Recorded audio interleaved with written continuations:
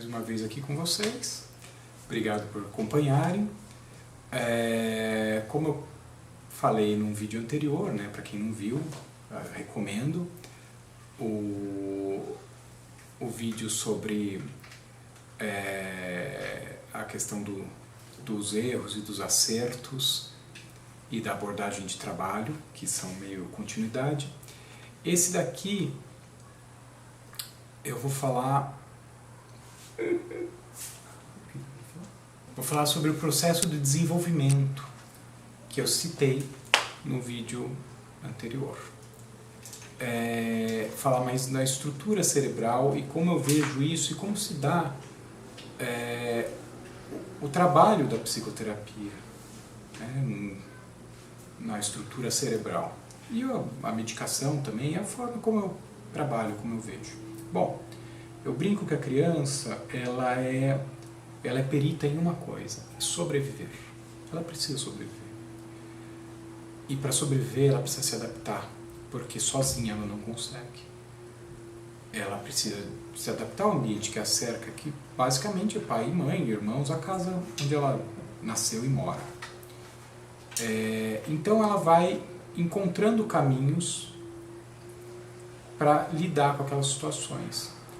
Não é à toa que a criança tem um desenvolvimento cerebral, a plasticidade cerebral, a adaptabilidade cerebral espetacular, fenomenal, como nunca mais será na vida. Porque ela precisa absorver todo o ambiente e aprender como lidar. E isso é uma estruturação cerebral. E é por isso que é muito difícil às vezes mudar depois. E é por isso que as coisas que acontecem mais cedo na nossa vida têm um impacto tão marcante, tão grande. Porque a criança precisa, ela não consegue sobreviver se ela não for cuidada. Ela não pode chegar, né, eu brinco, chegar para os pais e falar: tchau, tô indo embora, não tá legal aqui. Não, ela tem que se adaptar àquele meio porque ela precisa dessa proteção, que ela não consegue prover ela mesma. Um outro jeito de falar, que é um livro que eu postei várias frases dele, volta e meia eu vou remeter a ele, que é o Porquê o Amor é Importante. A criança não consegue se autorregular. Então ela é dependente do adulto, de um outro. Mas isso é tema para outros vídeos. Isso vai estruturando o cérebro, criando caminhos preferenciais no cérebro. Ou seja, vai moldando a forma como nós vamos lidar com o mundo, as respostas que nós teremos, os caminhos. É como uma trilha na mata, que você vai passando, e aquilo vai ficando cada vez mais aberto, cada vez mais claro, até que vira um caminhozinho, uma ruazinha e uma estrada pavimentada. E isso é desenvolvido como resposta ao ambiente, ou seja, é funcional, é um mecanismo de sobrevivência. Só que aquelas coisas que foram funcionais num dado momento da vida, num outro momento podem se tornar extremamente disfuncionais e limitantes. E aí é a hora que precisa da mudança, é a hora que você chega numa coisa e fala: mas eu estou fazendo assim, não funciona. No vídeo de erros falei muito sobre isso. E tenta fazer e não funciona, ou seja, se torna disfuncional, porque não há aprendizado de uma outra forma de fazer. Aí é a hora de começar a abrir um outro caminho. Lógico que isso não é fácil. E no vídeo de doença e saúde, da abordagem de trabalho, eu falo, quer dizer, se é doentio, ou seja, limitante, disfuncional, está na hora de começar a trabalhar um outro lugar e abrir outro caminho. Outra trilha na mata, que vai virar um caminhozinho, que vai virar uma viela, uma ruazinha, uma estrada, uma avenida. Para poder passar. Mas o ideal é deixar um e do outro? Não, é ter várias possibilidades de caminho, né? Quanto mais ferramentas você tem na sua caixa de ferramentas, menos dificuldades você vai ter, mais respostas para mais situações diferentes você terá.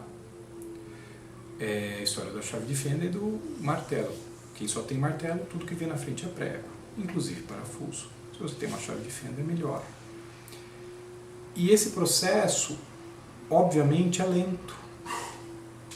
Como eu falo na postagem do Terapeuta Mole Cabeça Dura, tanto fala até que cura. Porque depende de uma reconfiguração, de uma reestruturação cerebral, no momento que o cérebro já não está mais tão propício, tão aberto a se moldar. Ele ainda se molda, mas não como uma criança, um recém-nascido que está no seu ápice, que é vital para ela fazer aquela modulação. Então tem toda uma reestruturação. Os caminhos que eu falo seriam como se fossem caminhos neurais, de conexão de neurônios. E aí, como que eu vejo onde a medicação entra? A medicação entraria não numa coisa para estruturar os caminhos, porque ela não tem esse poder. O que estrutura os caminhos é a repetição, é o alimentar o lobo bom, alimentar a saúde. Quem não viu o vídeo, veja, né, sobre a abordagem de trabalho, que eu falo desse paralelo de saúde e doença. Ela não tem essa potência. O que tem essa potência é a repetição, é fazer diferente no mundo, é pensar diferente, é estimular esse caminho cada vez mais, e tem várias formas para isso, desde as mais teóricas, e a psicoterapia ser um laboratório de experimentação para praticar no mundo, que é o que reforça a mudança. Lógico que é difícil, porque é defasado no tempo, na idade. E a medicação, ela faria o quê? Ela seria um facilitador, um aditivo que é colocado, uma coisa como na atividade física, às vezes a gente usa algum suporte, algum apoio para facilitar o movimento enquanto a gente não consegue, ou na vida mesmo, para esse caminho que é a avenida que foi aberto, que está disfuncional, deixar de ser tão preferencial assim e possibilitar a abertura de novos caminhos. É um convite. Por isso que muitas vezes as pessoas falam: pô, tomei remédio, não adiantou nada, não resolveu, parei de tomar, voltei a ficar como era antes. Ele prepara o terreno. A psicoterapia é que vai lá, planta semente, rega e permite aquilo florescer e germinar e fazer essa mudança.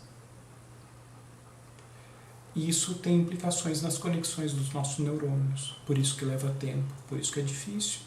E o remédio é um agente facilitador, catalisador, se preferirem assim. E eu, com esse canal, com esse conteúdo, espero ser um agente facilitador para vocês também, com essas degustações de psicoterapia. Muito obrigado a todos.